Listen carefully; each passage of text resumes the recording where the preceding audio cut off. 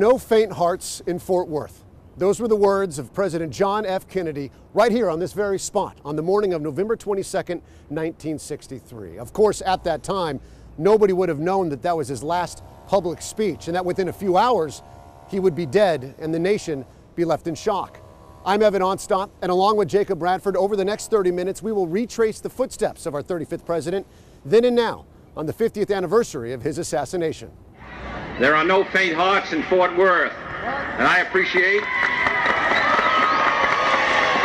It took very little time for President Kennedy to get the crowd of about 2,000 on his side. Mrs. Kennedy is organizing herself.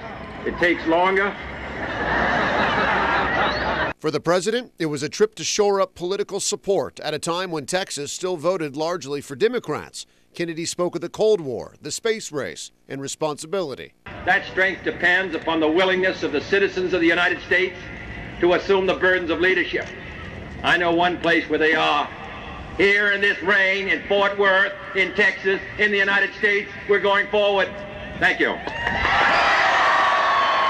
President Kennedy's words are remembered today at the Fort Worth Tribute downtown. His presence as clear today in bronze as it was 50 years ago, walking out of his hotel. This is the Hotel Texas today. Well, it's now the Hilton Fort Worth, but it is where President Kennedy awoke on November 22nd, and it's where he gave his last speech. Jacob Bradford has more on the president's morning that day and what the staff at the hotel now does to pay tribute each and every day. I think he was here for all the right reasons, and he was hoping to secure Texas as part of the election. During the past 50 years, many pieces of the hotel have changed. That was where he stayed. The 8th floor room where the president and Mrs. Kennedy stayed has not been torn down, but it has been turned into 3 different rooms. So many people are so interested in that last day of President Kennedy, and they want to see the room where he stayed at, and they want to spend the night in that room. The lobby has been completely redone, and while the hotel has seen many cosmetic improvements over the years, it still holds the grandeur of a hotel fit for the president. If you were to look today, what makes this hotel unique is location, right in the heart of downtown. But while many changes have happened inside the hotel, other parts have been left alone, such as the Crystal Ballroom where Kennedy gave his last speech at a Chamber of Commerce breakfast before heading to Dallas. Not everybody gets a chance to be in a historic hotel, because most hotels in America are new. When Hilton bought the hotel in 2006, they brought back the legacy of Hotel Texas and the story of Kennedy's day in Fort Worth. And with the passing days, more and more stories are told in the hallways and rooms of the hotel by people just walking by. This is where all the dignitaries in Fort Worth, you can see there's John Connally. With pictures lining the halls where the president's staff walked, staff members who wear a presidential pin have gone through a course to be certified to tell the story of Kennedy at the Fort Worth Hotel Texas. Everyone is like, what's with your pen? Oh my gosh, you stayed here. Like people tell me stories all the time like, I remember exactly where I was, and it just always starts a really great conversation. And as the old hotel still stands, the staff will keep working to keep the legacy of the Hotel Texas strong. Everybody has a moment in time, and I think that, for a lot of us here in Fort Worth and all over the country, that was that moment. After the hotel, the president and the first lady took this route down Main Street to the airport here in Fort Worth, where he took a flight that only a president would, a very short one, to Love Field in Dallas. The rain had stopped, the sun was out, no need for a roof on a limousine. We'll be right back. Love Field is a much different place than what it was 50 years ago, but what happened here has cemented this airport's place in history. This is where the last chapter on that fateful day in 1963 began, with the arrival of the president. Several thousand enthusiastic Texans are on hand to give the president and Mrs. Kennedy a warm welcome. The president's car is now turning onto Elm Street, and it will be only a matter of minutes before he arrives at the trademark. So you were in the middle? I was all the way over next to Commerce, between Main and Commerce. I gotcha. In Dealey Plaza, people had no idea they were about to witness history. What car just came out, what cars just came by, whizzing by? The middle part or the right part? The one on the left, all the way over. Where those cars just came out of? Yeah. That's where I was standing. Not everyone was there to see the president. James Tague's lunch date with a pretty redhead had to be put on hold when traffic stopped just as he and the Kennedys drove into the plaza. I get out of my car, not more than 2 seconds, 3 maybe, and I noticed this car with the flags on it. And I started walking over, and I kept looking up at all of these building tops and all of these windows, and there were a lot of open windows. And I remember commenting, I wonder how they secure all of this. Pierce Allman was a radio newsman in Dealey, not so much for professional reasons, but more out of what you might call the Kennedy curiosity. The president's car is now turning onto Elm Street, and it will be only a matter of minutes before he arrives at the trademark. We came down Elm, made that turn, came this block, and then turned right here, going very slowly, about, I think the prescribed speed was 8 miles an hour, 10 miles an hour. Directly across the street and straight up 6 floors, Lee Harvey Oswald had a rifle aimed out of the window of the Texas School Book Depository. As they turned, I think I took a couple of steps over and said something like, "Hey, welcome to Dallas, Mr. President." And they turned the corner and then, boom. When we come back, the moment that changed our nation. It appears as though something has happened in the motorcade route.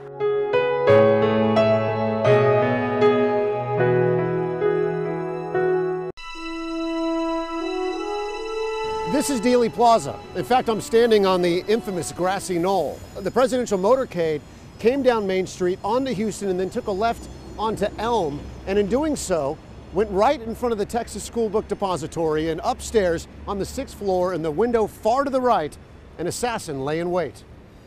Radio newsman Pierce Allman was standing directly across from the School Book Depository when everything went suddenly wrong. As they turned, I think I took a couple of steps over and said something like, "Hey, welcome to Dallas, Mr. President." And they turned the corner and then, boom. Down the street, James Tague had just stepped out of his car.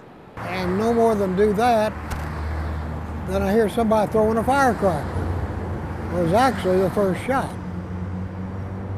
And I'm thinking to myself, why is somebody throwing a firecracker? With the police gonna get him for sure. And then crack, crack, 2 rifle shots. And something stings me in the face. It appears as though something has happened in the motorcade route. Something, I repeat, has happened in the motorcade route.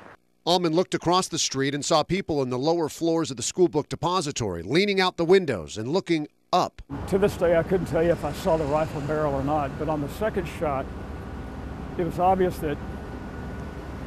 pretty obvious that Kennedy had been hit. I repeat, a shooting in the motorcade in the downtown area. But he didn't slump forward. His hands sort of went up, like this to his chin. In a matter of a split second, the third shot, and Kennedy then went back and forth. President Kennedy had been hit twice. Governor John Connally was also shot. The first few moments were pure chaos. There's numerous people running up the hill alongside Elm Street, there by the Simmons Freeway. Several police officers are rushing up the hill at this time. On the grassy knoll, a couple shielded their young children on the ground. Allman crossed the street to check on them. Went down and stopped and said, "Are you okay?" And he said, "Yeah," but he said, "They got the president. They blew the side of his head in."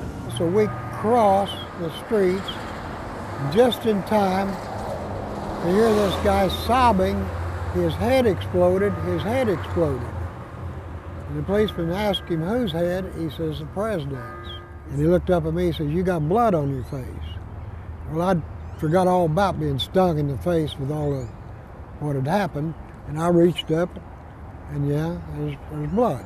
It was not a bad wound, but Tague had been hit with what most agree was a piece of concrete broken off from the curb when it was hit by a bullet or bullet fragment. He was the only witness injured in the attack. People for the first 3 or 4 minutes didn't know what had happened. Grown policemen had tears running down their cheeks, and they weren't reacting like a policeman should. They were just reacting like any civilian would react. It was overwhelming.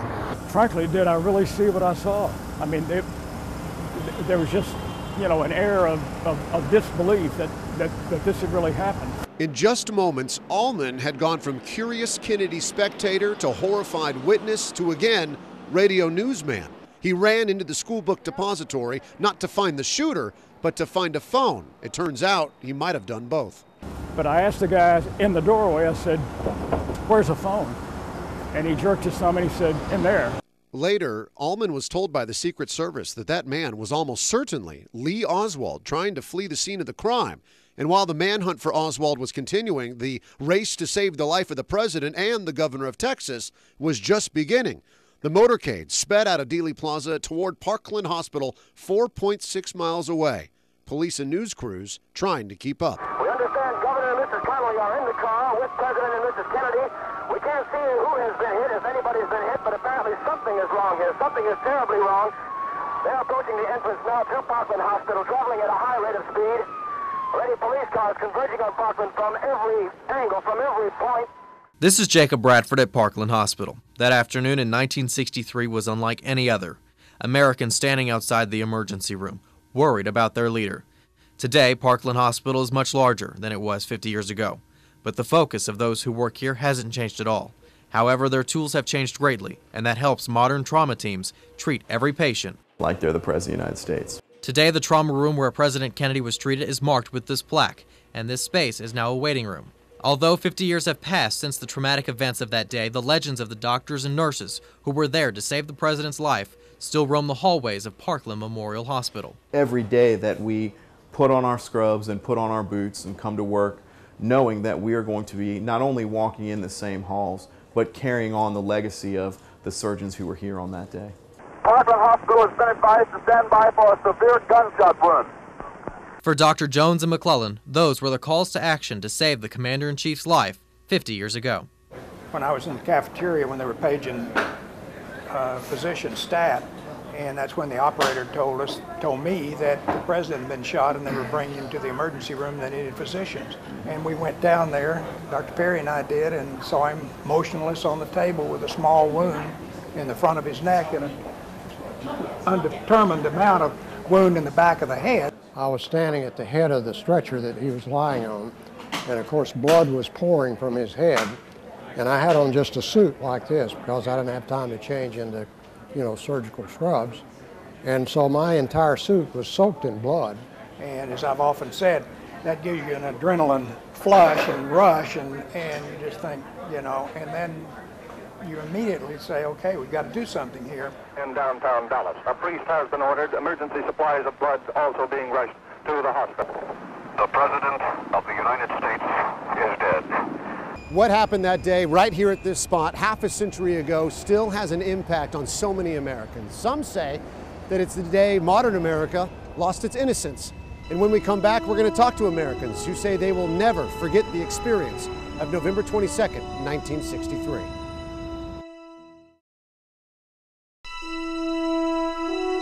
There are certain events in history that become a permanent fixture in our national memory. 9/11, Pearl Harbor, the assassination of JFK, all of them share the unfortunate designation of national tragedy. And for some people, no matter where they were or what they were doing, they will always remember that fateful day. And even the freeway was jam-packed with spectators waiting their chance to see the president as he made his way towards the Trade Mart. It appears as though something has happened in the motorcade route. Something, I repeat, has happened in the motorcade route. There's numerous people running up the hill. I was sitting in study hall. Well, I was in the 3rd grade. I went to Bonnie Bray Elementary School. And I was in a history class. I believe I was in 7th grade at the time. And all of a sudden, they just came in and they made this great big announcement. And we all just went hysterical. And I think it was that afternoon, they came over the loudspeaker and had said about the president. All of a sudden, these two guys run into the classroom who were not in the classroom they were supposed to be. And they said, Kennedy's been shot, LBJ's been, they've all been shot. President Kennedy has been assassinated. It's official now. The president is dead. Women here in shock, some have fainted. Grown men, Secret Service men standing by the emergency room, tears streaming down their face. Roughly 18,000 days ago, the 35th leader of the free world was brutally murdered in broad daylight in front of the American public in Dallas, Texas. Quickly, the rest of the country and the entire world learned of the tragic events that happened on such a beautiful, innocent day. it did have a big impact on my parents and for the whole country. So and no doubt for the rest of the world as well. It was one of those events in time that when the news broke, everybody was just glued to their TVs. We all stayed glued to the TV, black and white TV. You know exactly where you were and what you were doing. I was very sad to think that we lost our president, our first Catholic president, I think. I remember that being in my head because I was raised Catholic. And for the next 18,000 days, many people just like them will remember November 22nd, 1963, as the day America lost its innocence. It's official. As of just a few moments ago, the President of the United States is dead.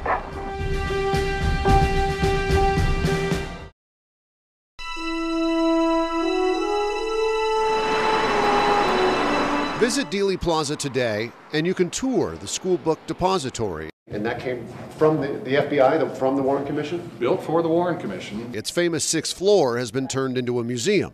What a marvelous old building this is. Oh, it's amazing. It's beautiful. There you can retrace the story of the assassination and the investigations that followed. The Warren Commission decided the shooting happened a little differently. The strings attached to the cars there showed where Kennedy was at each moment. The so-called sniper's nest sits in the corner, preserved behind a wall of glass.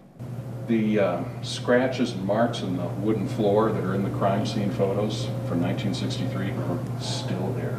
From the floor above, you can look out the corner window to see what Oswald saw that November day in 1963. 2 X's in the road below mark where Kennedy was shot.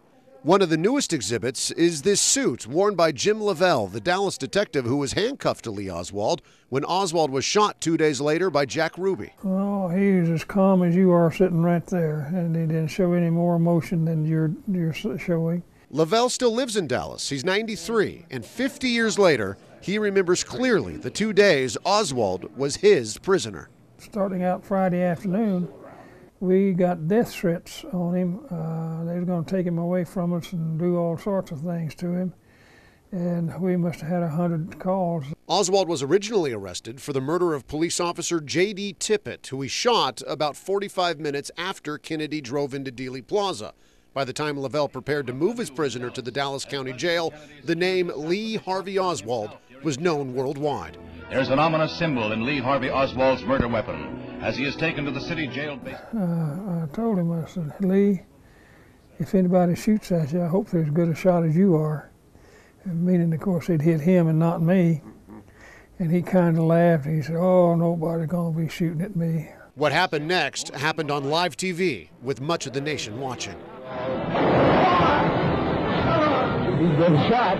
He's been shot. Lee Oswald has been shot. Oswald was rushed, ironically, to Parkland Hospital, where he was pronounced dead 48 hours after President Kennedy. The photograph of Lavelle and Oswald remains one of the most famous images surrounding the Kennedy assassination. His accused slayer is dead. Since the day President Kennedy was shot, Americans have been seeking perspective and perhaps more importantly, a reason that somehow would begin to explain the violent loss of our 35th president. It's interesting that we still question now what happened then, so many years later. We're losing the witnesses of this history to time, and we continue to seek answers that even 50 years from now, to be honest, we are still not going to have. Kennedy was not in office as long as most, but he did leave a legacy. From the Peace Corps to taking a stand against Soviet missiles 90 miles from us. And because of what happened right here at this spot at Dealey Plaza on November 22nd, 1963, we have changed the way that we protect the American president. I'm Evan Onstot in Dallas. For Jacob Bradford and the entire Nexstar broadcast team, we thank you for watching.